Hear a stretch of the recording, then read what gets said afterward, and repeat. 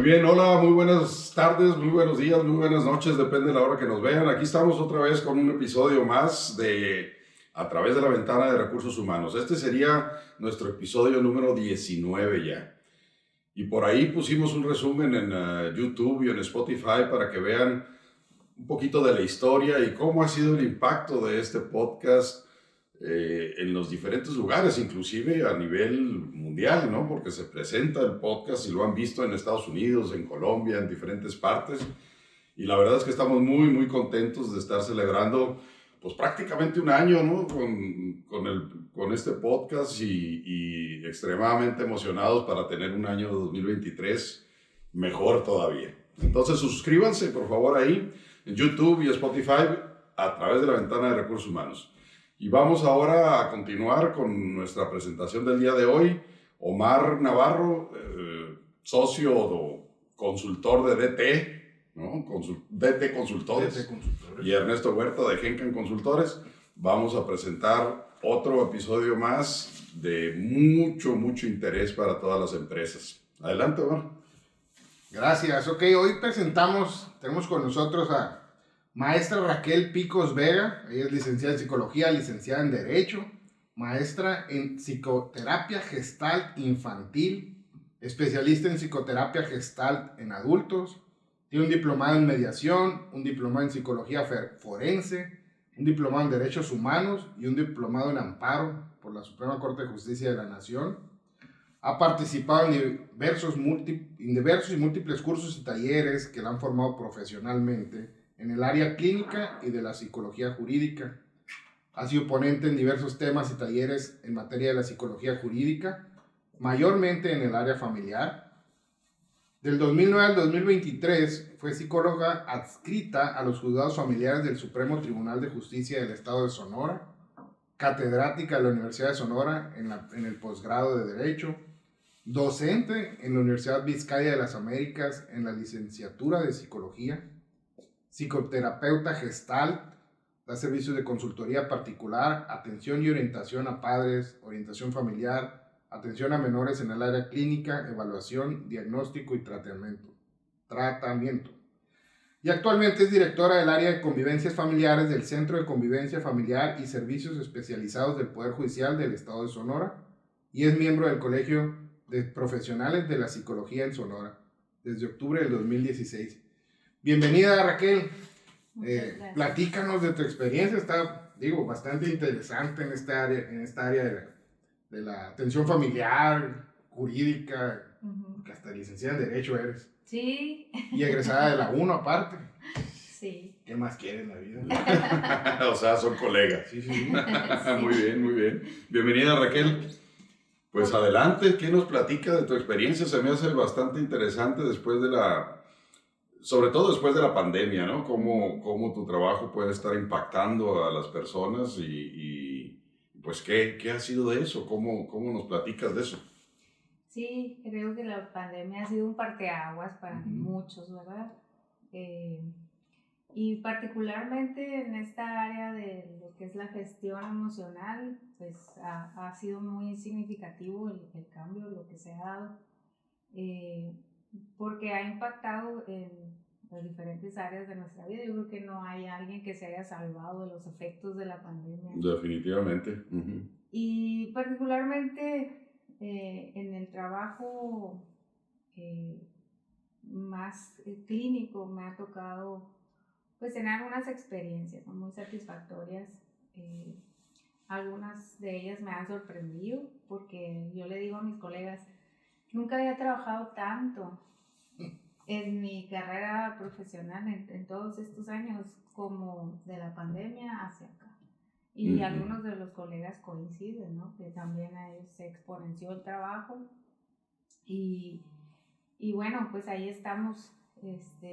Podríamos decir que es un área de oportunidad para nosotros, pues porque eso implica que tenemos un mejor ingreso, pero al margen de esta situación es la preocupación y la necesidad también de atender la parte emocional, porque pues impacta en todas las áreas de nuestra vida, ¿no? Definitivo.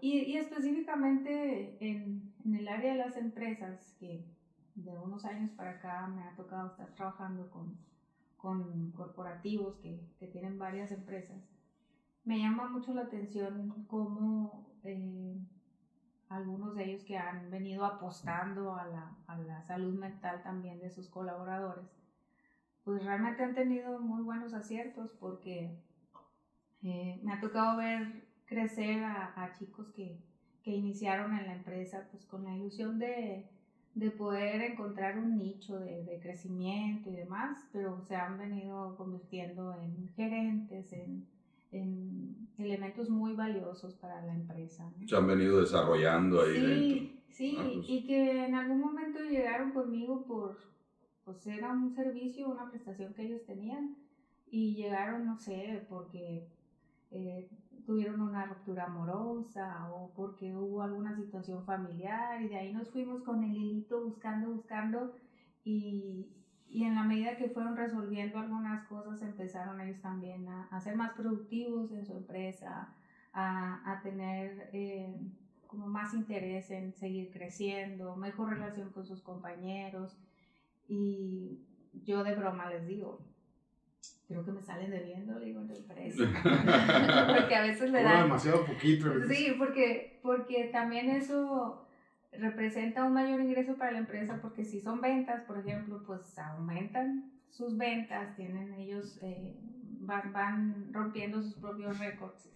Y eso pues va directo, ¿no? A los beneficios para la empresa. Y le digo, no, eso, yo también vivo los logros como si fueran míos, porque en ese acompañamiento me ha tocado ir viendo cómo crecen, cómo ellos también van compartiendo con sus compañeros y contagiando, digamos, de este entusiasmo por seguir trabajando en la gestión emocional.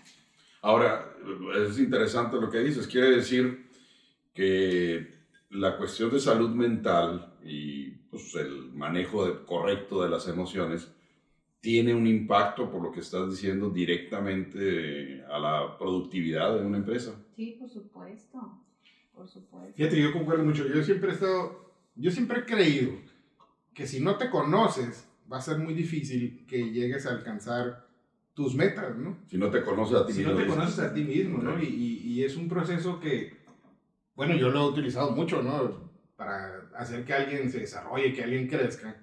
Primero hay que llevarlo o acompañarlo para que se conozcan. No en la parte psicológica, porque no soy psicólogo, pero sí es muy importante. Yo tuve un maestro en la carrera ahorita que platicábamos de eso, que una de la parte de la materia trataba mucho de cómo conocerte. Entonces, cuando llegas a conocerte, dices, ah, caray.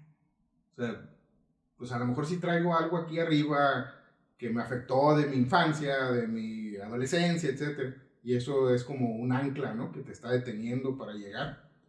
Entonces, en las organizaciones, todos esos coach, todos esos, bueno, cualquier proceso para no echarle a nadie. Entonces, si ellos no te llevan primero a conocerte, yo creo que va a haber mucho problema, ¿no? Creo que por ahí va. Es muy interesante porque, como dices, si no te conoces, tampoco sabes qué quieres. Exacto. Y si no sabes qué quieres, no vas a tener un objetivo. Así, como veleta, ¿no? Claro, y entonces entramos a este modo sobrevivencia y nada más estamos Dando vueltas en el mismo lugar. Sobreviviendo. Hace poco estaba revisando ahí un libro de neurociencia y hablaba de algo que se me hizo, me impactó mucho, pues específicamente esa información, que habla de un cerebro sano. Y dice, para tener un cerebro sano y llegar a una vida adulta como un adulto mayor con un cerebro sano, pues se requieren varios factores. Pero en esta investigación que hicieron en la Universidad de Harvard, encontraron 3 factores que me causa hasta gracia, porque uno pudiera pensar, seguramente es, no sé, algo muy sofisticado, pero son 3 cosas. 1, que tengas una red afectiva de soporte donde tú te sientas querido, amado, y tú también ames a las personas que están a tu alrededor, llámese hijos, familia, amigos, compañeros, pero que sientas que estás en un círculo en donde... O sea, aceptación, esa pertenencia a un grupo, digamos. Todo esto que son necesidades básicas. Que eso es básico, así es. Otra es que creas en en algo superior a ti, una deidad, cualquiera que sea. Pero que sea la montaña, el sol. Que tengas algo en donde deposites tu confianza. Y la tercera es que tengas un propósito en tu vida. Okay. Entonces, pues vivir con propósito te lleva también a poner ciertas líneas de acción y te van encaminando a tener un punto en donde fijar y donde mantenerte en equilibrio. Y eso me parece muy significativo y a lo mejor es hasta más lógico de lo que uno pueda pensar, ¿verdad? Y eso es clarísimo cuando tienes a una persona que está confundida o no sabe a dónde va o no sabe qué quiere. Es bien difícil que puedas obtener resultados favorables para ella. Y efectivamente el primer paso es poder trabajar eso. Cuando me tuve que trabajar con gente que es muy joven, me dice, es que no sé qué quiero, y se desesperan porque ven a los adultos como ya más resueltos y pues yo cuándo voy a llegar a ese momento, ¿no? Digo, no es necesariamente que no sepas qué quieres, a lo mejor sí sabes qué quieres, pero ahorita no lo tienes claro, porque tampoco te has sentado a hacer un análisis y a decir, y si sucediera esto, y si pasara aquello, y si hiciera esto, que es poner sobre la mesa todas esas posibilidades para empezar a crear una línea y poder trabajar sobre ella. No, de hecho, por ejemplo, el primer paso de la escalera de la autoestima, pues se habla del autoconocimiento. Claro. Tienes que autoconocerte, tienes que saber quién eres y entonces empiezas a evaluarte y luego ver las carencias que tienes, aceptar esas carencias y entonces ya trabajar sobre ellas para ir progresando, ¿no? Sí, yo les digo, lo que no se nombra no existe. Y si tú no puedes decir o reconocer que tienes miedo a algo o que hay algo que te inquieta, pues ¿cómo lo abordas si no sabes? No lo has puesto sobre la mesa. Entonces podemos decir que ese proceso de psicología, de ayuda, pues dentro de las organizaciones, vendría a ser como te voy a ayudar a descubrir, a conocerte a ti mismo para que tú puedas empezar a desarrollarte. Es decir, voy a empezar a conocer mis limitaciones y lo que tengo, mis fortalezas, debilidades, etcétera, para poder ir progresando. Eso podríamos decir que es. Okay. Así es. Okay. Bueno, menciona tu currículum mucho de la teoría gestáltica, ¿no? Que realmente, pues con eso empieza. Conocerte muy bien a ti mismo y conocer tus emociones. Sí, y habla mucho del aquí y el ahora. El aquí y el ahora. Ajá. Bueno, el mindfulness, ¿no? Que ya nos habló, Sergio Reyes nos habló en un episodio anterior del mindfulness, ¿no? Del aquí y ahora y a través de la meditación y olvidarte un poquito del pasado y del futuro y centrarte en el momento, ¿no? Sí, incluso maneja también lo de los asuntos pendientes. Y hay por ahí una autora que habla sobre la ansiedad, te recordé. Tiene un título muy curioso, dice, la ansiedad no es un mosquito que pasa y te pica. O sea, no es algo fortuito, tiene que ver con situaciones que a nivel interno se están manejando, ¿no? Por ejemplo, el que tú estés pensando en una cosa y termines haciendo otra, es como generas una incongruencia y surge la ansiedad porque no te alineas con eso. O el que tengas situaciones inconclusas, que pensando en aspectos laborales, muchas veces me ha pasado que personas que se enfrentan a una situación de conflicto y se les hace más fácil decir adiós. Claro. Y corto la relación laboral y me voy, no me gustó. Le echan la culpa al supervisor. Claro, pero no hay un análisis de decir, a ver, ¿y yo qué puedo hacer para que esto pueda mejorar? ¿Qué parte de lo que está sucediendo tiene que ver conmigo o es mi responsabilidad? Porque lo más fácil es sacarle la vuelta. Pero entonces repites lo mismo. Vas a otro lugar, vuelve a hacer algo que te disgusta y te vuelves ahí. Entonces no concretas nada y tampoco... O sea, vas huyéndole a las diferentes situaciones. Ajá. En vez de buscar una solución. Pues primero la conciencia, ¿no? De los temas y luego buscar esas soluciones. Y entonces esa es la tarea del psicólogo dentro de las empresas. Okay. Sí, incluso si el usuario del servicio o el colaborador pues, de la empresa descubre que tiene habilidades que puede desarrollar en otra área, es encaminarlo también a decir, ok, acércate y busca la posibilidad de estar en otro lugar, ¿no? Donde tú puedas desempeñarte mejor. Y a veces es sorpresa hasta para ellos porque de pronto brincan a otros espacios que tenían miedo de estar ahí porque a lo mejor no soy suficiente o no puedo, y una vez que ya se atrevieron a probarse se dan cuenta que tienen la capacidad y las competencias. Y la habilidad y todo eso. Claro. Y bueno, estás hablando ahí de la persona que te busca, digamos, para una asesoría, una orientación. Pero ¿qué pasa con la otra parte, digamos, los liderazgos dentro de la empresa? Uh-huh. O sea, también tienes ese tipo de trabajo de decir, bueno, esto es con los colaboradores, pero con el liderazgo se presenta de una manera distinta. Sí, de hecho ahorita con las compañías con las que me ha tocado trabajar, pues, los líderes también se han acercado y eso me parece que ha sido muy saludable porque ha tenido un efecto muy peculiar el hecho de que los colaboradores se den cuenta que su líder está tomando la iniciativa de trabajar algo a nivel personal. Solamente con el hecho de decidirse a hacerlo, ellos también como que les genera este entusiasmo por descubrir. Y hay una empatía, ¿no? Me Sí, imagino. por supuesto. Okay. Y ha sido una dinámica muy interesante porque finalmente los colaboradores en una empresa se convierten en una familia y cada uno juega un rol. Vamos a tener al que hay que estarlo empujando, al que a lo mejor es muy simpático, el otro que es muy exigente o muy cuadriculado, pero el poder respetar cada uno lo que es el otro y entrar en esa sincronía, pues es interesante. No se trata de deshacerse de nadie, sino ver de qué manera se puede complementar entre todos. ¿Y has visto que el liderazgo ha cambiado después de la pandemia precisamente porque tiene que ser un liderazgo diferente?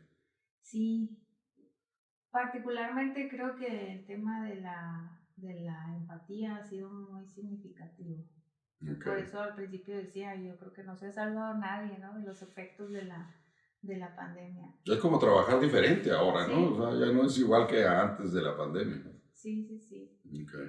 Me decía un líder ahí de equipo que estaba muy preocupado porque veía que sus compañeros jovencitos pues estaban trabajando y no visualizaban como la cuestión esta del retiro y demás. Entonces, que ¿cómo le van a hacer cuando tengan más años? Porque pues yo los veo que viajan y que gastan pero no están ahorrando, ¿no?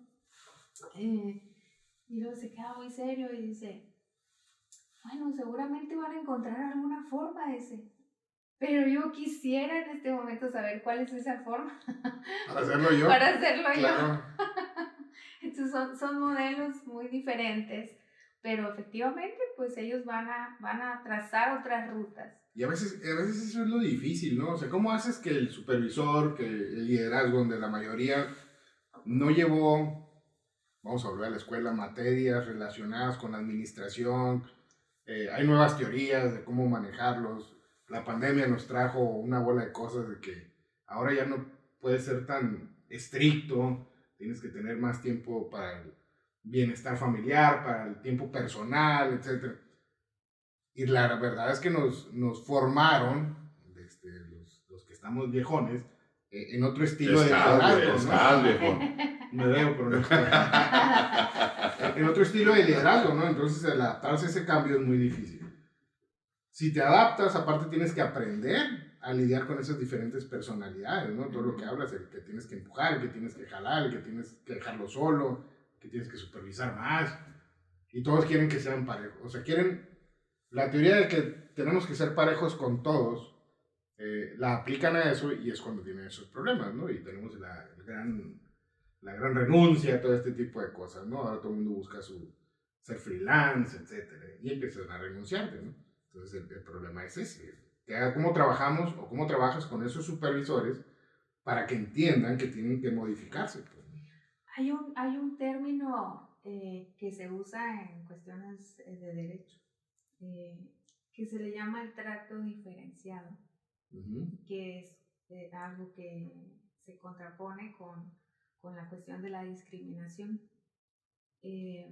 Cuando hablamos de trato diferenciado es yo reconozco tus habilidades, tu capacidad y te trato pues en base a esas características personales. No es que discrimines de otra persona, es simplemente reconozco, pero también reconozco en el otro otras virtudes, otras habilidades. Y eso me parece muy, muy peculiar porque no lo... De pronto queremos como que a todos nos traten igual. Estandarizar a todo el mundo, pues es que no se puede. Es imposible. Y es este término del trato diferenciado, que digo, lo adopto, ¿verdad? Para las cuestiones psicológicas también. Cuando conviene. Que no podemos tener, no es receta pues, ni un librito que diga, tienen que ser de esta manera las cosas. Porque de pronto creo que sí, en años anteriores, así fuimos tratados muchos, ¿no? Cuando éramos niños, digo, a mí sí me tocó esa parte, que era parejo, pero no había un reconocimiento de las características personales, las habilidades, y pues ni modo, tenías que aguantar, porque no había más alternativas. Y ahora que es mucho más diverso y empiezan a manejarse estos términos que también los vas llevando como a otras áreas, y me parece muy significativo, pues.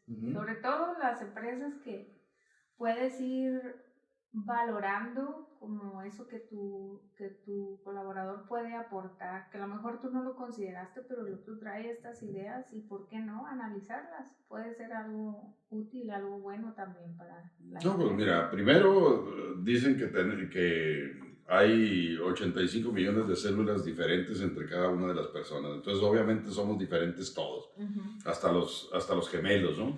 Sí. ¿No? Entonces ahí partimos. Y la otra es que cada uno trae su equipaje, ¿no? Desde niño, desde que viene en el vientre, o sea, todo ese equipaje que vas formando a través de tu vida, pues obviamente te hace una persona completamente distinta y obviamente los tienes que tratar de forma distinta, ¿no? A pesar de que tú puedas estandarizar con entrenamientos, con capacitaciones, desarrollo de competencias, de todas maneras va a haber ese concepto psicológico o emocional, pues que te va a hacer diferente al otro, ¿no? Definitivamente. Sí. Digamos que es lo que traes grabado en el cassette, pues, ¿no? Sí, o sea, tú traes tu disco duro, ¿no? De tu conocimiento práctico y tu disco, sí, tú te quedaste más atrás. Y tu hardware y tu software, ¿no? O sea, definitivamente es completamente distinto, de acuerdo a tus vivencias de toda tu historia como persona, ¿no? Ajá. Sí. Y en el camino va uno recogiendo muchas experiencias, que finalmente eso es lo que hace valioso a cada ser humano.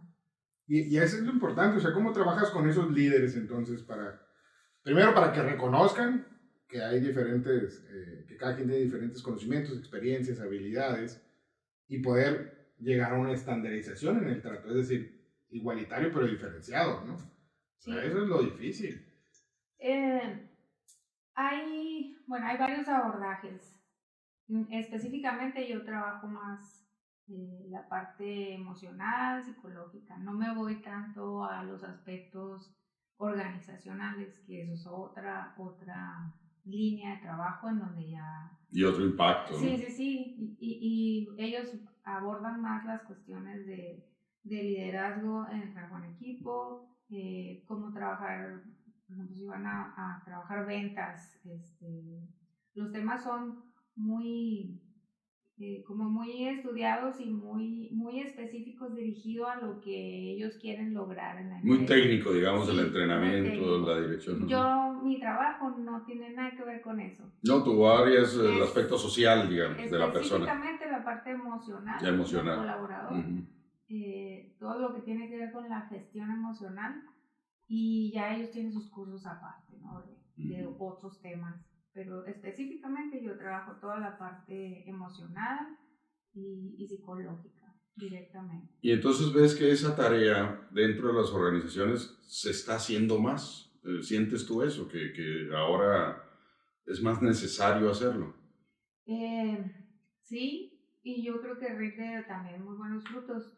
con todas las compañías que tengo, curiosamente cuando sale la norma 035, que empieza ya la obligatoriedad. Algunos con las empresas que yo soy ya lo estaban haciendo antes de que saliera la norma. Sí, hay muchas empresas que estaban adelantados sin necesidad de legislación en eso, ¿no? Así es. Y bueno, la adaptación a la norma fue mucho más sencilla, porque ya traían ellos un trabajo de tiempo atrás. Algunos que apenas tuvieron la necesidad de poder abordar algo como esto fue porque ya tenían encima una revisión. Una auditoría. Algo, y era así como de urgencia. Pero nada más era abordar en ese momento la situación específica que habían tenido. Pero no hay una dinámica en donde todos estén en sincronía, pues. O sea, un proceso establecido, disciplinado para que eso pase. No son programas que estén ya establecidos de base, es nada más una cuestión reactiva a una situación. Y en la experiencia que he tenido con las empresas que lo manejan como una prestación para sus colaboradores, es bien diferente la dinámica, porque ellos ya saben que tienen ese recurso y está abierto para todos y el que lo quiera tomar. O sea, lo ponen como una alternativa, no es obligatorio. No, y de hecho también... Es una opción que tienes. Sí, y las empresas han sido como muy respetuosas de no ir más allá, de decir, a ver, ¿a qué fue? ¿Qué te dijo? No, que eso ¿Qué te dijo?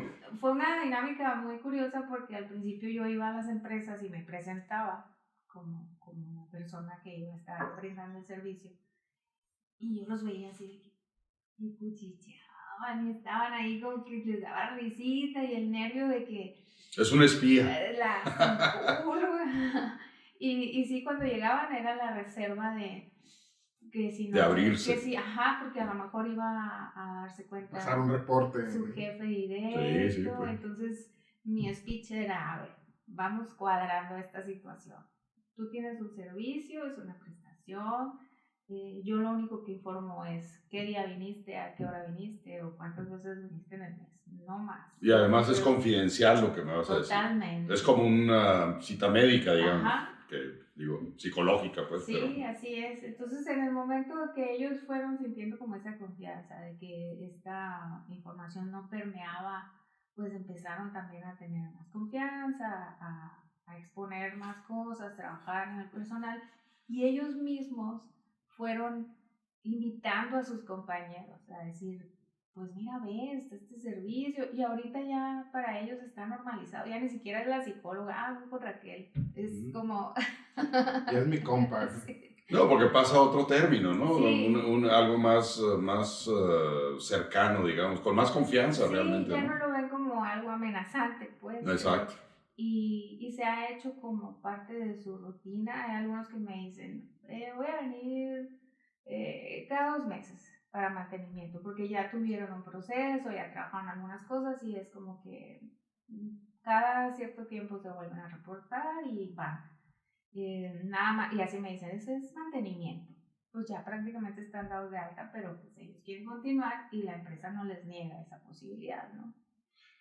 ¿Qué tendríamos que identificar para establecer un proceso o un beneficio de este tipo en la organización? Es decir, yo considero que sí es muy necesario que todos tengamos esa red afectiva, lo que platicamos ahorita, pero alguien o un psicólogo que te lleve en ese proceso de autoconocimiento o cerrar círculos, como le dicen, ¿no?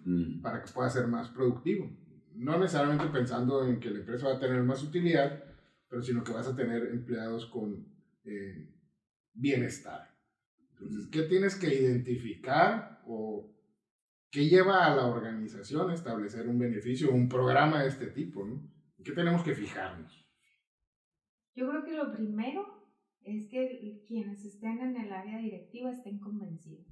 ¿De qué? De que es algo favorable para sus colaboradores.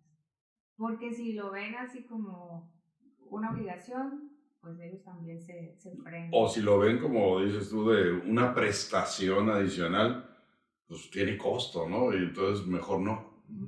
pero no le ven el beneficio. O sea, vamos a imaginar de inicio, de tu parte con la empresa, ¿cómo le vendes este servicio, digamos? O sea, ¿cuál es tu justificación para tener una situación como esa? ¿Qué recomiendas en ese sentido? Partimos desde los efectos que tiene el poder trabajar a nivel personal en todas las diferentes áreas, a nivel grupo de trabajo, con sus compañeros, a nivel personal, a nivel familiar, productividad, y desde ahí es que vendemos el proyecto, ¿no? de trabajo. Curiosamente a mí no me ha tocado, yo no empecé vendiendo el servicio. Uh-huh. Y llegué yo a las empresas por una persona que estaba a nivel directivo, que fue a que trabajara yo con un familiar. Y en el proceso del trabajo con ese familiar, fue así como una toma de conciencia de la necesidad y la importancia de trabajar la parte afectiva, emocional. Y de ahí surge, ¿y si este proyecto lo trabajáramos, no? Y me hacen la invitación a trabajar con ellos, me quedo en esa empresa, pero esa persona conoce a otra que también tenía otra empresa y le dice, oye, yo también quiero eso para mi gente. Y así es como empieza la conexión de células. Ajá, y pues ha sido ya bastante gente la que me ha tocado atender. Luego nos brincamos al área minera también, que ahí es como muy particular el nicho por las características de las personas que trabajan en esa área. No, y me imagino que tienen un montón de impactos emocionales porque muchas veces están fuera o tardan mucho tiempo viviendo allá. A mí no me ha impactado más que esa área el cómo enfrentan situaciones, porque es estar lejos de la familia. De la familia. Mal comer, porque realmente mal comen. Aislados. Sí, y no es de mal comer de que coman cosas que no sean nutritivas, sino los horarios, las jornadas de trabajo, el estar aislados. Me ha tocado ver muchos cuadros de depresión en personas que trabajan de esta manera, porque pues hablábamos, ¿no? ¿Qué hace que tu cerebro pueda mantenerse sano? Necesitas los vínculos afectivos. Definitivamente. Ahora, somos seres sociales. Pero siempre Aristóteles ya lo decía, ¿no? Que somos animales sociales, ¿no? Y tenemos la necesidad básica, fundamental de relacionarnos. Pero entonces, el concepto de mente sana, de salud mental o de bienestar, son términos comunes, podríamos decirlo ahora en las empresas que tú trabajas. Sí, son temas de interés. De interés, pero se están volviendo comunes el hablarlos, ¿no? Porque salud mental, pues está loco, ¿no? Tiene un problema psicológico. De los de recursos humanos no estés hablando, ¿eh? Tampoco. Pero existe entonces ese lenguaje ahora actualizado como algo normal. Sí, está más normalizado. Está más normalizado. Sin ser una obligación por la norma 35, pues, ¿no? Ajá, porque no te obliga particularmente a este modelo de atención. Uh-huh. Es, si tienes algún evento, ahí tienes que atender ese evento, pero no como dejarlo como un modelo ahí permanente de atención, no necesariamente. Sí, es que yo estoy pensando, por ejemplo, una maquiladora con 500, vamos a decir 500 empleados, ¿no? Que en donde han sucedido varios eventos traumáticos, por supuesto, dentro o que hayan vivido fuera, ¿no? O que viven constantemente, ¿no? Relacionado con la pandemia, con el crimen organizado, etcétera, etcétera. Todo lo que está pasando en la sociedad. O sea, imagínate brindar este beneficio o un programa de este tipo en una empresa de ese tamaño, fuera de que el costo sería alto, porque, digo, no es un servicio regalado. ¿Qué tantos problemas vas a encontrar y qué tanto tiempo vas a trabajar para pues, llegar a un punto de darlos de alta? No niego que el beneficio vaya a ser bueno, pero yo creo que es algo que se debe pensar bastante bien, ¿no? Uh-huh. Pero no necesariamente tienes que darlos de alta, ¿no? Porque es un proceso de análisis personal. O sea, no están enfermos, pues. No, ¿cuándo lo terminas? Es más... El proceso. El proceso. El proceso, pues yo creo que no tiene fin, ¿no? Incluso hay... Toda la vida, entonces. ¿Toda la vida? de- Bueno, no quiero decir que toda la vida tiene que estar el servicio, me refiero que toda la vida necesitamos un auxilio, un acompañamiento, o sea, no me digas que hay alguien que está perfecto y que no tiene, pues, miedos, o sea, inseguridades, o sea, aquellas cosas que te pegan en el día a día, ¿no? Digo, yo creo que todos tenemos Por supuesto. deficiencias de vida, ¿no? Pues es muy similar al área médica, porque toda la vida ocupamos a un médico y generalmente tenemos un médico de cabecera. Y porque vas a estar enfermo siempre, no, porque si Siempre tú existe el tienes riesgo. hábitos saludables, pues vas a mantenerte, digamos. Pero puede ser que tengas algo extraordinario e inmediatamente acudes a alguien que pueda apoyarte en esa área para resolver y continuar. Aquí es igual.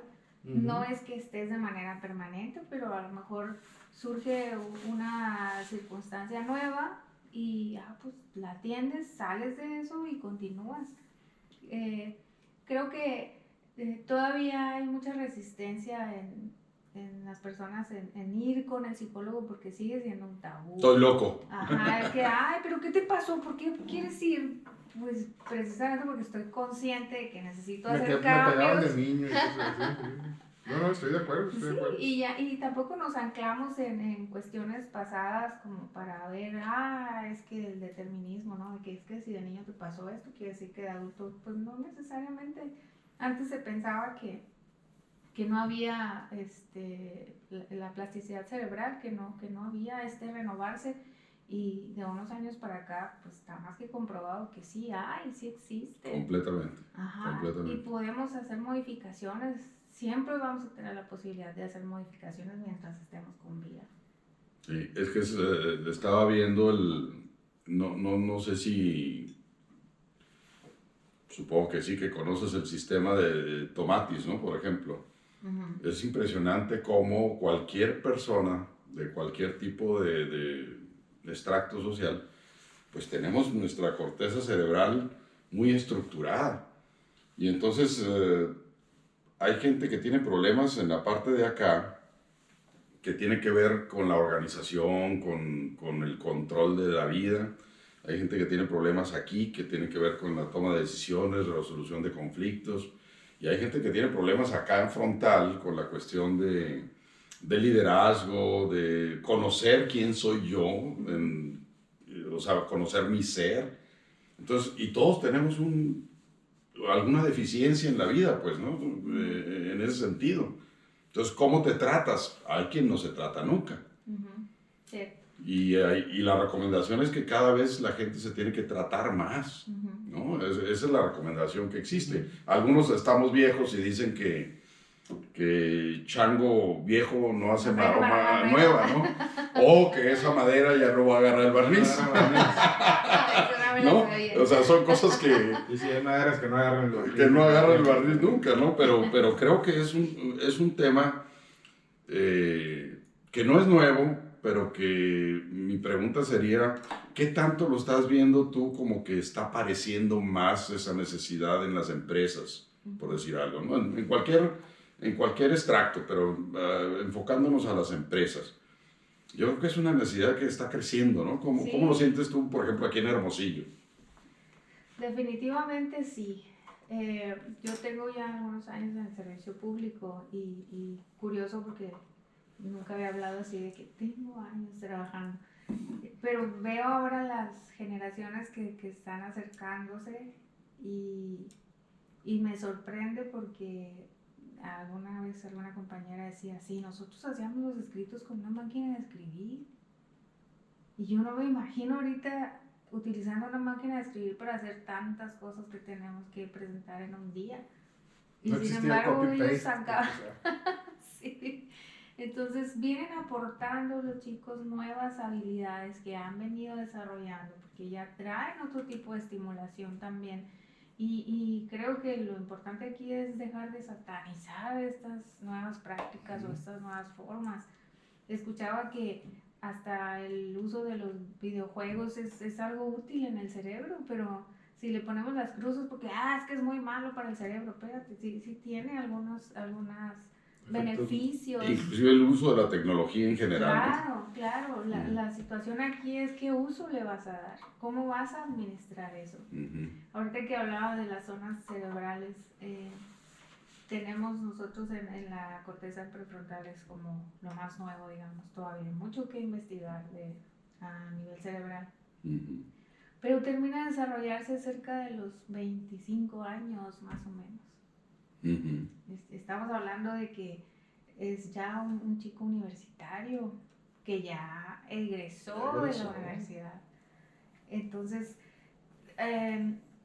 dice que entre los 24, 27, digo, yo veo los procesos terapéuticos y de los 30 más o menos, porque... O un poquito más allá, ¿no? Sí. Un poquito más allá. Pero todavía está en ese proceso de evolución, pues hay mucho por descubrir. El cerebro es vasto, todo lo que tiene para que nosotros podamos descubrir todavía. Ahora, un aspecto que mencionaste generacional. Yo siento, ¿no? que las nuevas generaciones como que están mucho más enfocadas a buscar ese propósito que decíamos al principio, que los de antes, como que ahora se habla mucho de ese propósito. ¿Sientes que hay una diferencia entre las generaciones para eso? Sí, creo que al margen de estas discusiones que podamos tener por las brechas generacionales, creo que los chicos ahora tienen una mirada como más integral, porque en la generalidad yo veo que se enfocan mucho a la cuestión personal. Curioso porque eso las generaciones ya de más de 40 no lo hacían. No, pues, o sea, yo soy baby boomer. Jamás pensaba en mí mismo. Yo pensaba en cómo voy a satisfacer las necesidades de trabajo. Los horarios y la responsabilidad y todo lo demás vale gorros y no me enfocaba al trabajo. Y ahora como que siento que empieza con la persona, ¿no? Es diferente. Sí, los chicos ven mucho sus necesidades personales, su tiempo de ocio, su aspecto físico. El balance de vida y trabajo. Claro, los amigos, y creo que eso es bastante saludable.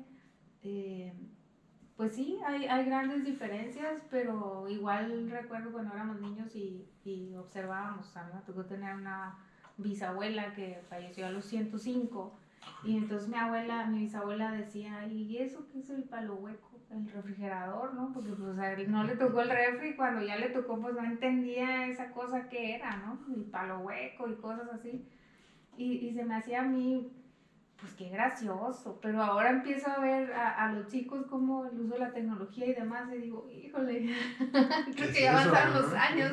Han pasado los años, Ahora, sí. Tienes o manejas una parte interesante externo a las empresas, ¿no? Que es el tratamiento, digamos, familiar de los impactos que pueda tener un empleado dentro de la empresa y el impacto en los tratamientos familiares. ¿Qué tanto ves esa condición de que lo que le pasa a una persona, a un empleado dentro de la empresa, tiene una repercusión en la familia? Y viceversa. Y viceversa. Eso es muy común. Y es inherente, porque tu colaborador es un ser humano que siente, que vive, que piensa, que sufre, que llora, que no podemos considerar que va a llegar a la empresa y se va a enfocar nada más a trabajar, porque eso es algo muy robotizado. Pero en mis tiempos era, a ver, deja tú todos tus problemas familiares, personales y demás en la reja y aquí te vas a dedicar a trabajar. Sí. Pero vemos que eso realmente no es posible, pues. Y cuando llegas a eso, entras a una especie de despersonalización, le llamamos, o deshumanización. Pasa mucho con el personal médico, que es tanto lo que están en contacto con tantas emociones, porque es un sufrimiento estar, que llega un momento en que cortan la parte emocional y podemos decir que se deshumaniza, es un término que se utiliza. Pero no es que quieran ser malos o fríos, es que es como un mecanismo. No trabajaran si se fueran así, ¿no? Es que no hay cuerpo que aguante, como dicen, es un estrés constante y ellos también llegan a un límite. No por nada tenemos índices altos de depresión, hasta de suicidio en estas áreas, ¿no? Porque no hay ese cuidado. Y como trabajadores de la salud, pues ellos también necesitan un acompañamiento. Igual los que están en los sistemas de justicia, todos los que están en este abordaje más social, más de gestión de emociones, es súper importante. Que es muy diferente, o al menos yo lo percibo así, de las personas que están en el área de ventas, por ejemplo. Porque estás con cosas. Estás vendiendo cosas, pero cuando prestas un servicio es muy distinto, porque están en juego tus emociones junto con las del otro. Hay algo en nuestro cerebro que se llaman neuronas espejo, y eso nos permite identificar qué está pasando con la otra persona. Máxime si hay un vínculo afectivo estrecho. Yo no necesito saber si mi hija tiene algo o no, yo la veo y desde si arrastra los pies, el gesto, el tono de voz. ¿Cuántas veces decimos que llega con un tonito? No tengo dinero, mijita. Y así lo detectamos. Esas son las neuronas espejo. Yo puedo vincularme con el otro, aunque el otro no me diga nada. Y eso lo tenemos todos los seres humanos. Entonces, las personas que son prestadoras de servicio siempre van a estar en juego sus emociones. Y si no hay una buena gestión de tu parte, pues ahí te vas a ir junto con el otro. Claro. Y Muy pasa bien. mucho en recursos humanos eso. Pues fíjate que el tiempo pasa rapidísimo. Volando. Entonces, yo te pediría, Raquel, por favor, una conclusión en cuanto a cuáles son tus recomendaciones para la gente de las empresas, recursos humanos o directivos, en cuanto a esto. O sea, ¿qué recomiendas? ¿Cuáles serían las mejores prácticas que recomiendas tú para esto? Yo invitaría a que se aventuraran a este tipo de prácticas y dejaran puerta abierta para sus colaboradores, porque ciertamente representa un costo para la empresa, pero el beneficio es muchísimo mayor. Tú tienes a una persona que está equilibrada en el sentido de que